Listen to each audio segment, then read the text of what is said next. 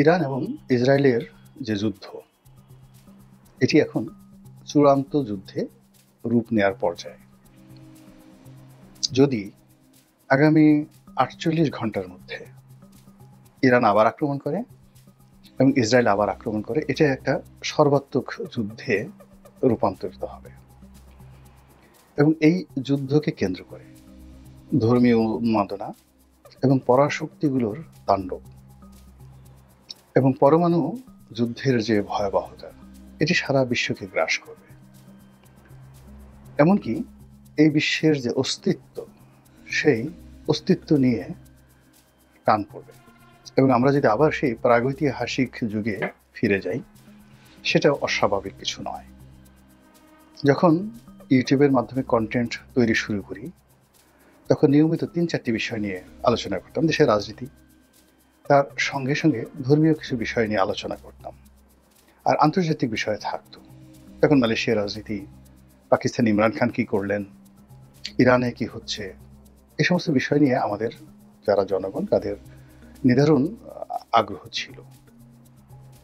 আওয়ামী লীগ জমানাতে এই আগ্রহটা ছিল, কিন্তু এখন এই গত ১০ মাসে পুরো পরিবেশ এবং পরিস্থিতি এমন হয়ে গেছে যে আমাদের ঘাড়ের উপরে এত বেশি সমস্যা যে আমাদের সেই ইউক্রেন যুদ্ধ নিয়ে আলোচনা করারও ইচ্ছা হয় না, আর মানুষের শোনারও ইচ্ছা হয় না। আমাদের অর্থনৈতিক সমস্যা, আমাদের রাজনৈতিক সমস্যা, আমাদের সীমান্ত সমস্যা, ভারতের সাথে আমাদের সমস্যা, আমাদের বন্দর নিয়ে সমস্যা, বিএনপি জামাতের সমস্যা, ইলেকশন নিয়ে সমস্যা, সব মিলিয়ে ১৮ কোটি মানুষ, আমাদের যারা বলছেন যে এখন ডক্টর মোহাম্মদ ইউনূস, তিনি কিন্তু একটা কথা বেফাসলে বলে ফেলেছেন যে এখানে গাজার মতো পরিস্থিতি বিরাজ করছে। হয়তো আমাদের শিল্প কলকারখানা, বাড়িঘর ওই গাজার মতো ওইভাবে ভেঙে যায়নি, কিন্তু আমাদের মন এবং মস্তিষ্কে যে ভয়, আতঙ্ক, অনিশ্চয়তা, এটা গাজাবাসীর মতোই হয়ে গেছে। এরকম একটা কথা কিন্তু প্রধান উপদেষ্টা বলেছিলেন এবং ব্যাপক সমালোচনা হয়েছিল তখন সেটি নিয়ে। কিন্তু আপনি যার যার অবস্থান থেকে যদি চিন্তা করেন, তাহলে পরিস্থিতিটি কিন্তু ওইরকমই, অনেকটা ইয়ানফসি। এর কারণ হলো এই মুহূর্তে বিশ্ব ধ্বংস হতে বসেছে, মুসলিম উম্মা ধ্বংস হতে বসেছে। ইসরায়েল নামক রাষ্ট্রটি বিলীন হয়ে যেতে পারে, মানচিত্র থেকে একেবারে যাকে বলা হয় এটা বিলুপ্ত হয়ে যেতে পারে। একইভাবে পৃথিবীতে যে শিয়াবাদ রয়েছে, শিয়াইজম, তো সেই শিয়া ইজমটি একেবারে কবর রচিত হতে পারে, এই প্রথম, যেটি সেই কারবালার ঘটনার পরে কেউ কখনো পারেনি। সেটি এই মুহূর্তে এক্সট্রিম একটা পর্যায়ে চলে গেছে। এবং ইরান নামক যে রাষ্ট্রটি, যেটি আলেকজান্ডার দখল করেছিলেন, আক্রমণ করেছেন, কিন্তু রাখতে পারেননি, যেটি হালাকু খান দখল করেছেন কিন্তু রাখতে পারেননি, এভাবে বহু মানুষ, বহু বিজেতা এবং অনেক বড় বড় মানুষ ইরানের ধারের কাছেও যেতে পারেনি, সাহস পাননি। ইউরোপের কোনো অন্য কেউ লোক বা এশিয়ার অন্য কোনো বিজেতা। তো সেই রকম একটা রাষ্ট্রের সঙ্গে এখন ইংল্যান্ড, ফ্রান্স, আমেরিকা, তারা প্রক্সি যুদ্ধ করার জন্য তাদের সমস্ত শক্তি নিয়ে পারস্য উপসাগর, আরব সাগর থেকে শুরু করে পার্শ্ববর্তী যে সকল সাগর রয়েছে, ভূমধ্য সাগর, সব জায়গাতে তারা ব্যাপক রণপ্রস্তুতি নিয়ে দাঁড়িয়ে আছে। এবং তাদের পক্ষে প্রক্সি যুদ্ধ করার জন্য যে সকল বেজ রয়েছে পুরো মধ্যপ্রাচ্যে, তুরস্কে, কাতারে, জর্ডানে, ইরাকে, সৌদি আরবে, কুয়েতে, এবং সবগুলো যে আমেরিকান বেজ এবং পশ্চিমা মিত্রশক্তিদের বেজগুলো সর্বোচ্চ সতর্কতা নিয়ে ইসরায়েলের পাশে দাঁড়ানোর জন্য রেডি হয়ে আছে। অন্যদিকে মুসলমান বিশ্ব দাঁড়ানোর মতো হিম্মত আসলে কারণে একমাত্র পাকিস্তান ঘোষণা করেছে যে তারা ইরানের পাশে আছে। এর বাইরে চীন, রাশিয়া, উত্তর কোরিয়া, তারা সরাসরি এখানে ইরানের পক্ষে থাকার জন্য প্রত্যয় দেখাচ্ছে। দ্বিতীয়ত, গত 2 রাতে, অর্থাৎ আজকে 15 তারিখে মে মাসের জুন মাসের 15 তারিখে আমি এই কাজ ভিডিওটা করছি। এর আগে পরপর 2 রাতে ইরান যে আক্রমণ করেছে, আমরা প্রকৃত ঘটনা আসলে ওয়েস্টার্ন মিডিয়া কীভাবে দেখাচ্ছে সেটাও বুঝতে পারছি না। এখানে আমরা চীনের কতগুলো গণমাধ্যম, ইরানের গণমাধ্যম এবং আমাদের বাংলাদেশের যে গণমাধ্যম, তাদের যে বক্তব্য, সেই বক্তব্যে এগুলো প্রো ইরান।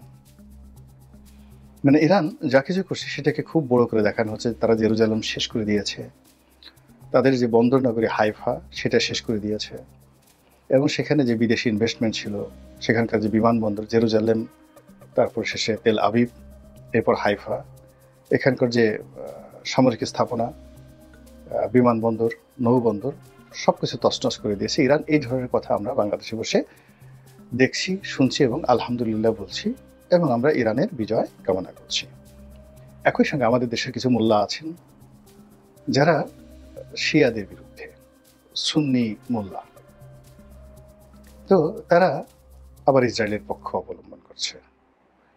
তারা বলার চেষ্টা করছে যে এখানে ইসরায়েলের কোনো দোষ নেই, এই পুরো যে অপকর্মটি শিয়া নেতৃত্বের কারণেই হচ্ছে, এবং তাদের প্রতি আল্লাহর গজব, তারা এই কাজ করেছে। এই ধরনের বক্তব্য কিন্তু আমাদের বাংলাদেশে বসে দেওয়া হচ্ছে।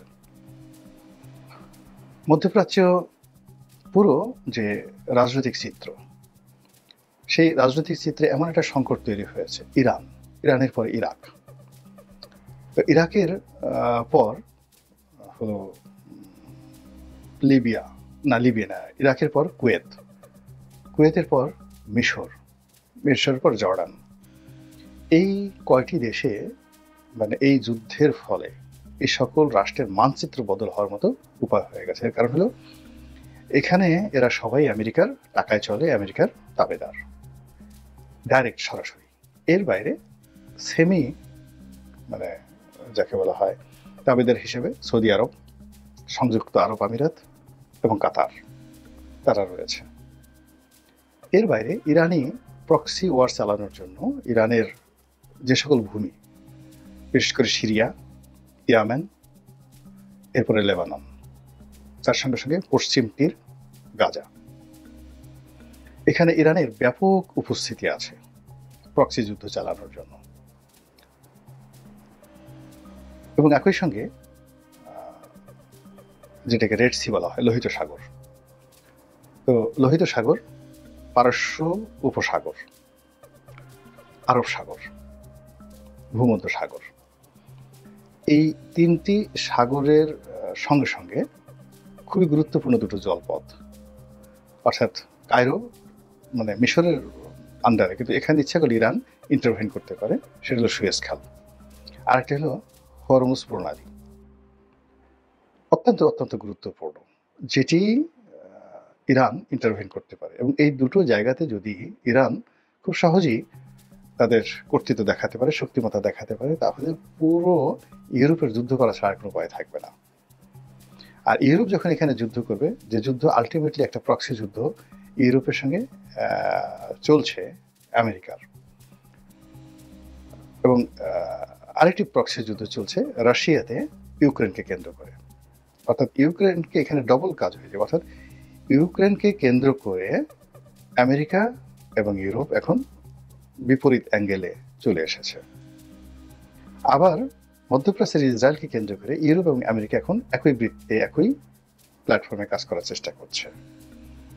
আর এর ফলে কি হলো, রাশিয়া এবং ইউক্রেনের মধ্যে যে সমস্যা রয়েছে, সেই সমস্যাটা দেখবে যে অটোমেটিক সমাধান হয়ে পুরো ইউক্রেন এবং রাশিয়া ইরানের পক্ষে চলে আসতে বাধ্য হবে।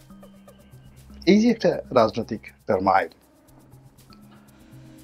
একটা যুদ্ধ পরিস্থিতি, একটা কমপ্লেক্স পরিস্থিতি, আমি এটা দ্বিতীয় বিশ্বযুদ্ধ বা প্রথম বিশ্বযুদ্ধ ঠিক এতটা ব্যাপক দেখিনি। এবং এই যুদ্ধের যে উত্তাপ, এটা ইজিলি চীন, Bharat, Singapore, Indonesia, Malaysia, Pakistan, Bangladesh, আমরাও এর থেকে রক্ষা পাবো না। যেটা দ্বিতীয় বিশ্বযুদ্ধে, প্রথম বিশ্বযুদ্ধে এই ঘটনা ঘটেনি, খুব সীমিত আকারে।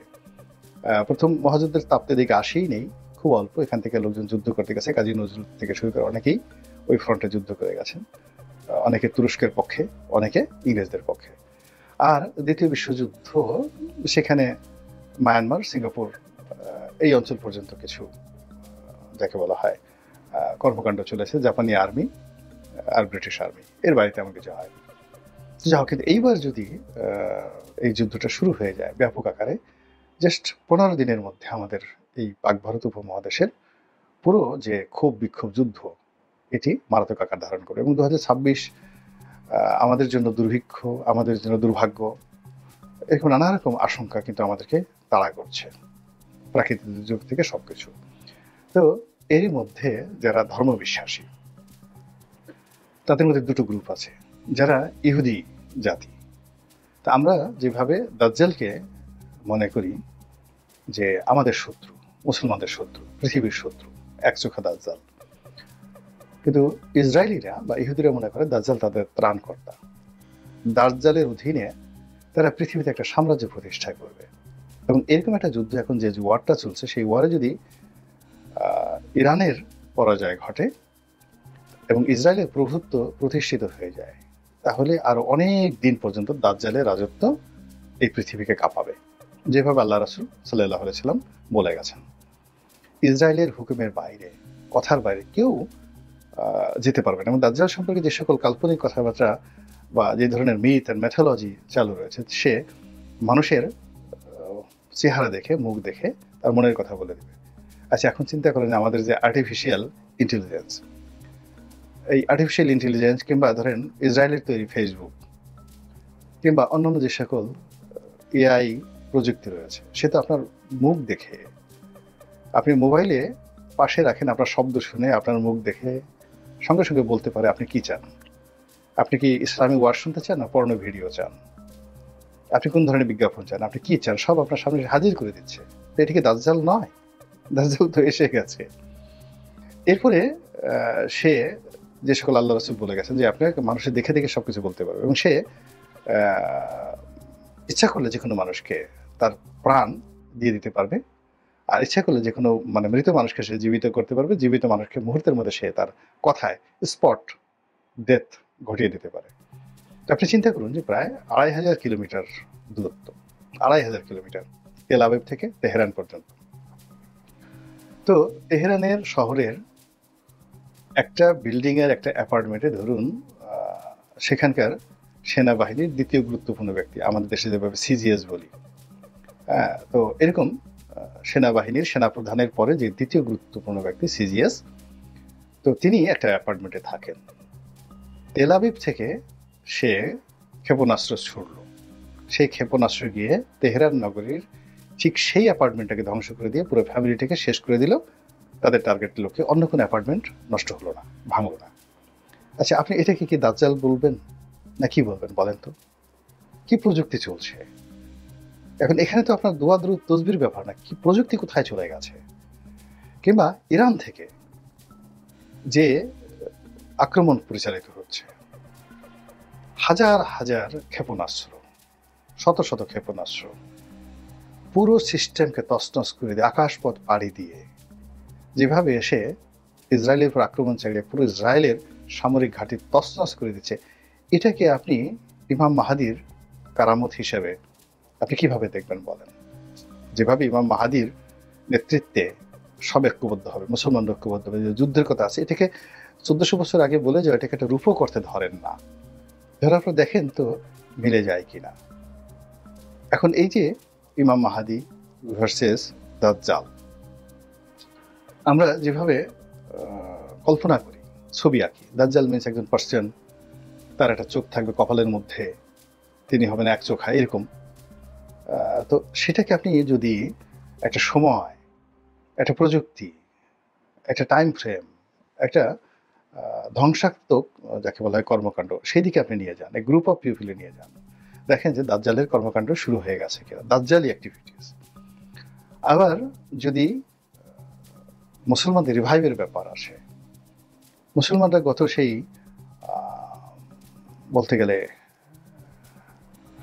18 শতাব্দী থেকে সারা পৃথিবীতে যেভাবে মার খাচ্ছে, সারা দুনিয়াতে মার খাচ্ছে, 18 শতাব্দী থেকে ইথিওপিয়াতে, আফ্রিকাতে, পুরো উত্তর আফ্রিকাতে, এরপর পুরো মধ্যপ্রাচ্যে, আমরা পাক ভারত উপমহাদেশে, এবং এখন পর্যন্ত আমরা শুধু মার খেয়ে যাচ্ছি। সেক্ষেত্রে ইরানের যে এই বিজয়টি একটা, আপনার কি মনে হয় নতুন একটা ইতিহাস তৈরি করবে না? ফলে কি হলো, আমাদের এই মুহূর্তে বাংলাদেশের যে চলমান সমস্যা, সেই সমস্যাটাকে একটা আলাদা জায়গাতে রাখেন, এটাকে খুব বড় করার দরকার নাই কিংবা খুব ছোট করার দরকার নাই। আর এরপরে আপনি একটু চলে যান সেই বৈশ্বিক সমস্যাতে, ইরান এবং ইসরায়েলের সমস্যাটাতে। যে সমস্যাটা যদি বিস্তার লাভ করে সমাধান না হয়, সেটা আমাদের এই যে বর্তমান যে আঞ্চলিক সমস্যা আছে, এই সমস্যাটাকে 100 গুণ বাড়িয়ে দেবে। আল্লাহ এই পৃথিবীকে ধ্বংস করবেন, কিয়ামত নাজিল হবে, এগুলো আল্লাহ বলে দিয়েছেন। তবুও আমরা জীবদ্দশায় সেই আমাদের সামনে কিয়ামত হোক, আমাদের সামনে দাজ্জাল আসুক, আপনারা চাইতে পারেন, আমি আসলে এগুলো চাই না। আমি সাধারণভাবে মরতে চাই, সাধারণভাবে আল্লাহর ক্ষমা চাই, আল্লাহর আশ্রয় চাই, শান্তিপূর্ণ একটা পৃথিবী দেখতে চাই। আল্লাহ আমাদের সবাইকে হেদায়েত দান করুন এবং হেফাজত করুন। আসসালামু আলাইকুম ওয়া রাহমাতুল্লাহি ওয়া বারাকাতুহু।